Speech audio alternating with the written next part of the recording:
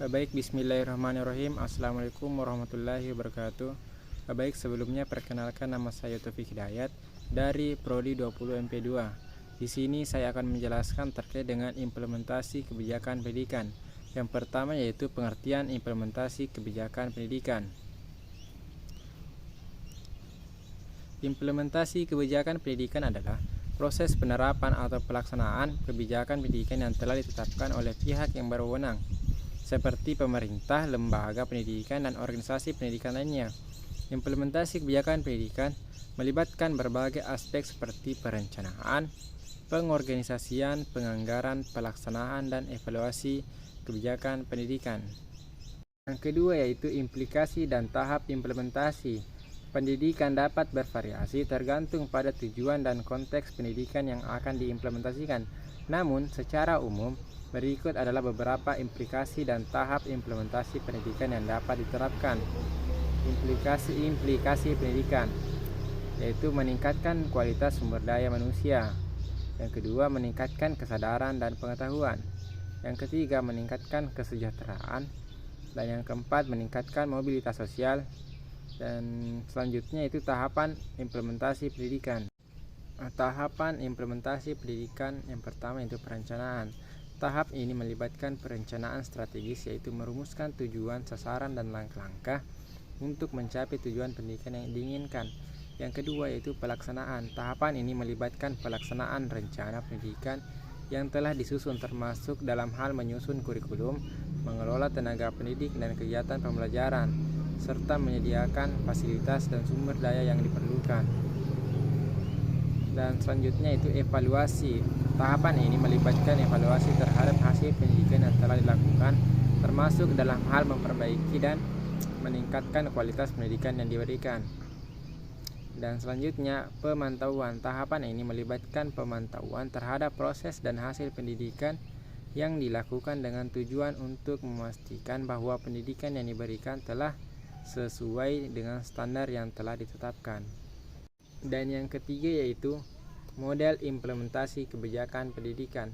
Dapat berbeda-beda tergantung pada jenis kebijakan dan konteks di mana kebijakan tersebut diimplementasikan. Namun secara umum ada beberapa model implementasi kebijakan pendidikan yang umum digunakan, antara lain yaitu 1. Model top down. Model ini di mana kebijakan pendidikan ditetapkan oleh pemerintah atau lembaga pusat dan kemudian diimplementasikan oleh lembaga pendidikan di tingkat lokal seperti sekolah dan perguruan tinggi. Dan selanjutnya model bottom up. Model ini lebih menekankan pada partisipasi masyarakat dan kelompok-kelompok lokal dalam menentukan kebijakan pendidikan. Dalam model ini, kebijakan pendidikan dikembangkan dan diimplementasikan oleh kelompok-kelompok masyarakat dan lembaga pendidikan di tingkat lokal dan kemudian disesuaikan dengan kebutuhan dan kondisi setempat. Dan selanjutnya itu model hybrid. Model ini merupakan gabungan dari model top down dan bottom up, di mana kebijakan pendidikan diinisiasi oleh pemerintah pusat dan kemudian disesuaikan dengan kebutuhan dan kondisi setempat oleh kelompok-kelompok masyarakat dan lembaga pendidikan di tingkat lokal. Dan selanjutnya model kolaboratif. Model ini menekankan pada kerjasama antara berbagai pihak yang terlibat dalam implementasi kebijakan pendidikan seperti pemerintah, lembaga pendidikan, masyarakat, dan dunia industri. Dalam model ini, semua pihak bekerja sama untuk memastikan bahwa kebijakan pendidikan diimplementasikan dengan efektif dan efisien dan dapat memenuhi kebutuhan dan tuntutan pasar kerja. Yang keempat yaitu pendekatan implementasi kebijakan pendidikan adalah cara atau strategi yang digunakan untuk melaksanakan kebijakan pendidikan. Berikut adalah beberapa pendekatan implementasi kebijakan pendidikan yang dapat diterapkan. Yang pertama, pendekatan berorientasi pada tujuan.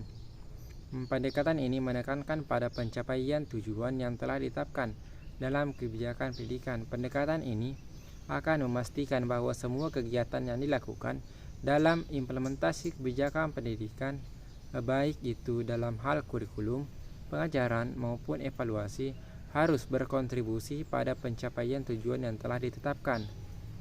Dan selanjutnya pendekatan berorientasi pada proses. Pendekatan ini menekankan pada proses implementasi kebijakan pendidikan.